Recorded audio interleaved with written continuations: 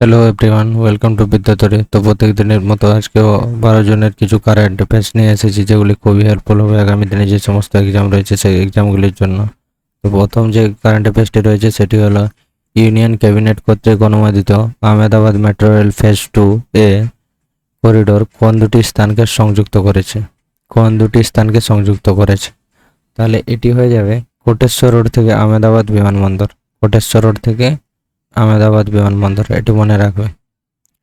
Next next current affairs যেটি রয়েছে সেটি হলো আহমেদাবাদ মেট্রো রেল টু এ টু এ ফেজ 2 প্রকল্পের আনুমানিক ব্যয় কত? এটি হয়ে যাবে 2169.04 কোটি টাকা। নেক্সট যে কারেন্ট অ্যাফেয়ার্সটি রয়েছে সেটি হলো ভারতের দীর্ঘতম নির্বাচিত প্রধানমন্ত্রী হিসেবে রেকর্ড করতে পিএম মোদি কতদিন ক্রমাগত ক্ষমতায় ছিলেন? এটি হয়ে যাবে 4399 দিন। 4399 দিন। প্রধানমন্ত্রী নরেন্দ্র মোদী ভারতের দীর্ঘতম মেয়াদে নির্বাচিত প্রধানমন্ত্রী হিসেবে দায়িত্ব পালন করতে টানা 4399 দিন ক্ষমতায় ছিলেন।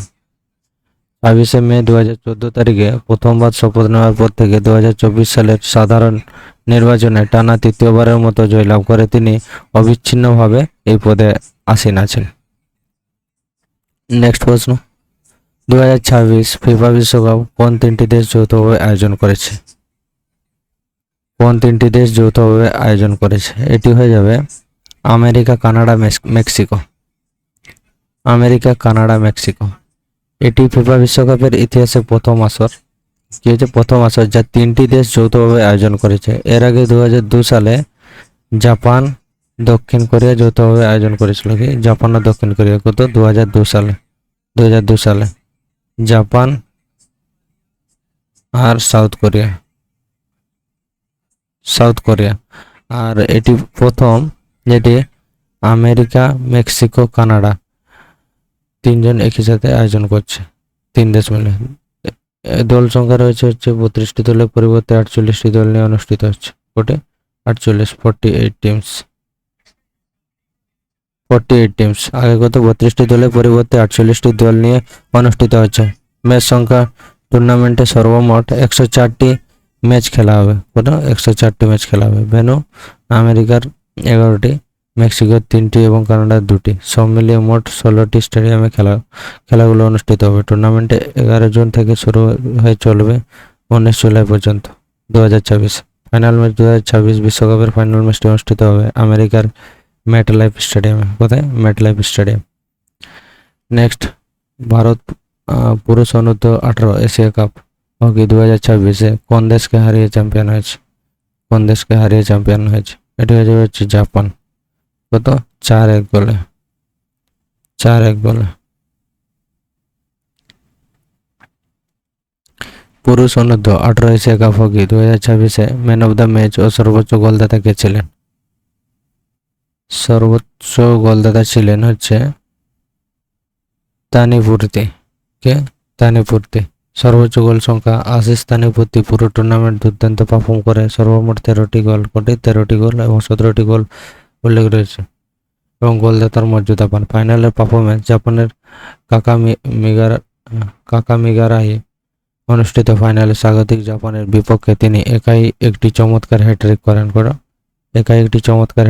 যার উপর ভর করে ভারত 4-1 ব্যবধানে জয়ী হয়ে চ্যাম্পিয়ন ট্রফি নিজেদের করে নেয়। অন্যান্য পুরস্কার, টুর্নামেন্টে ভারতের আয়ুষ রাজাক সেরা গোল রক্ষক বা বেস্ট গোলকিপার হিসাবে নির্বাচিত হন। আয়ুষ রাজাক